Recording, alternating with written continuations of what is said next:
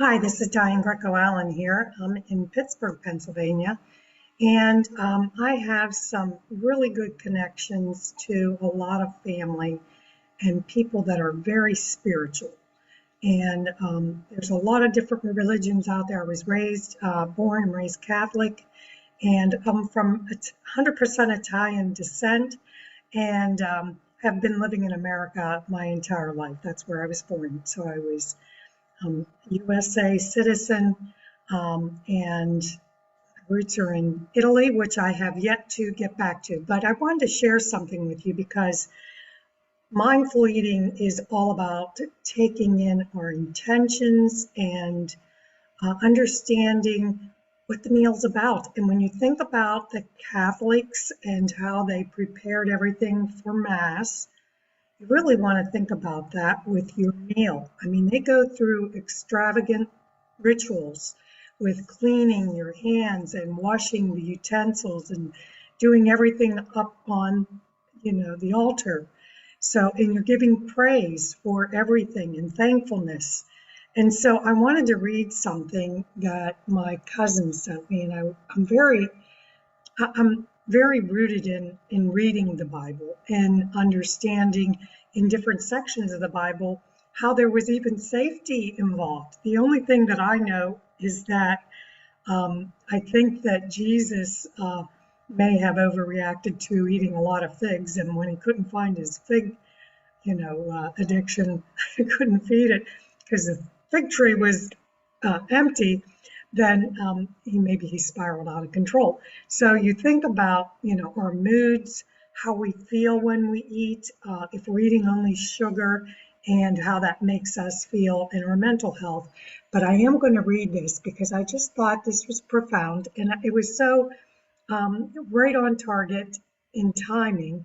And I've been doing a food safety program that I really hope to embrace in a bigger avenue, get it out there to maybe schools and to families, because really we want to be more mindful about how we're not just eating our food, but preparing it and all the safety that goes around it, and what we're using to store, and how we store our foods, and how we cook our foods, because it's gotten to a point where we're just turning our foods into carcinogens and then just eating, everything that's going to turn into cancer. So this was from, he said that he got this from a homily by Saint Gregory of Nyssa, and he was a bishop. So I'm just going to read this because it tells us, in the Bible, I believe that Jesus was really just trying to tell us, the Last Supper maybe was a time for him to reflect, because he knew what he was going to do. He knew exactly what his plan was, and that somebody was going to come and beat the heck out of him, and they were going to just torture him, and whatever happened, it was professed as what was going to be, and for him to be persecuted and whatever. So in our human bodily life, bodily health is a good thing. But this blessing consists not merely in knowing the causes of good health, but in actually enjoying it. If a man eulogizes good health and then eats food that is unhealthy, has unhealthy effects, what good is his praise of health when he finds himself on a sickbed? Similarly, from the Lord saying, "Blessed are the pure of heart, for they shall see God," we are to learn that blessedness does not lie in knowing something about God, but rather in processing God within oneself. Now, I do know that there are a lot of people in the Catholic Church and in many religions that actually are distracted from what they're supposed to be living. You live your faith in your religion. And so right now, I don't believe that I practice just one type of religion. I'm a holistic nurse, I still am connected to holistic nursing. And you look at the whole person, you look at the entire body, and how we try to be perfect, but we are human. So we're not going to be exactly perfect, but at the same time, you strive to make wellness come to you and live in you. So it doesn't mean that you're not going to be sad on days, and it doesn't mean that you're not going to have some episodes of anger, or, because there are things, but honoring those spaces and then just learning how to react to that. The other thing is, when you're dealing with food, there's a lot around that because you're connected to some foods. And when you get up in the morning, maybe you're connected to that bagel, you're connected to that pancake or that waffle.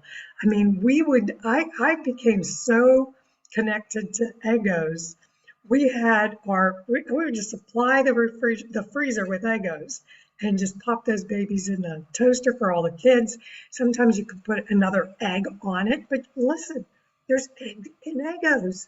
So you're distributing egg proteins in your food in different ways. And so you got to really think about all the things that we've complicated our life with our foods. Back in the days when they were just eating whatever to procure their food, I mean, it was just very whole, simple foods.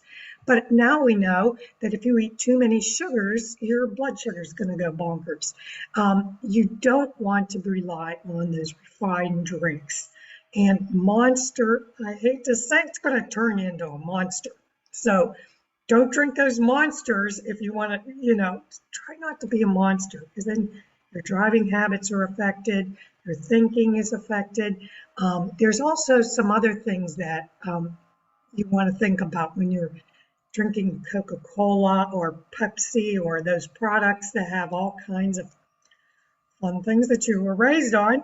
But what do they do to you, and how do they serve your body?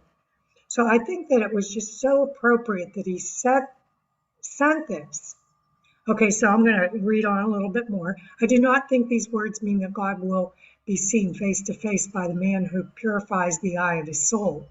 Their sublime import is brought out more clearly, perhaps, in that other saying of the Lord's, the kingdom of God is within you. This teaches us that the man who cleanses his heart of every created thing and every evil desire will see the image of divine nature and the beauty of his soul. Okay, so like I said, we attempt to bring in goodness. St. Francis was a perfect example. He was connected to nature. He was connected to animals. My mother was a secular Franciscan. You've probably heard me say that a million times. But you can go to extremes, and that's not what this is about. You don't want to be an extremist. You want to be able to live and enjoy life and do fun things. And sometimes we find ways to live our life that, if there is some pent up energy that is anger or frustration, maybe there's another way to release that. And I have found in a lot of ways, I love to dance. So, dancing has become that a way to release some of this anxiety or expended, something that's sitting inside of you. But also realize what it is you're focused on, what you're trying to get out there, in our breathing and our meditation and things of that nature. So, when I look at the Catholic Church, I sort of feel that they really tried to work on all these things, but we're human beings, and we are individuals that all have organs, and we were born from a mother and a father of some sort, So you want to really think about everything that impacted you throughout your life, but that nourishment you got from your mom may have had some things that were just need improvement. I'm going to say need improvement because we don't want to blame people that didn't know. And I don't want to throw guilt out there. because you don't want to have that burden on you that, oh my God. And I sometimes that does stir up in me. And I feel like, oh my word, what the heck was I feeding those children? But I didn't know. Even as a nurse, I didn't know how to feed myself. So today, I'm not going to finish any more of this, but I just want you to maybe consider some of the things that we deal with every day. And I want to leave you with this message. Mindful eating is something that you can learn and practice every single day.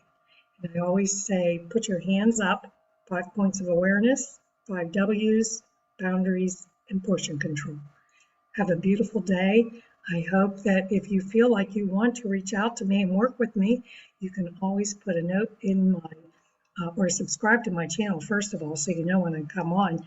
And then also just d.breckoallen@gmail.com. Just send me an email and say, I'm interested in learning more about how I can work with you to maybe battle whatever it is, because I don't want to get stuck on weight. We want to be functional inside. We want things to function. And some of us had some organs and things removed. Unfortunately, we've got to figure out how to work with that. Have a beautiful day. It's here in America. It's 4th of July. So may the 4th be with you. Thank you. Have a wonderful day. Bye.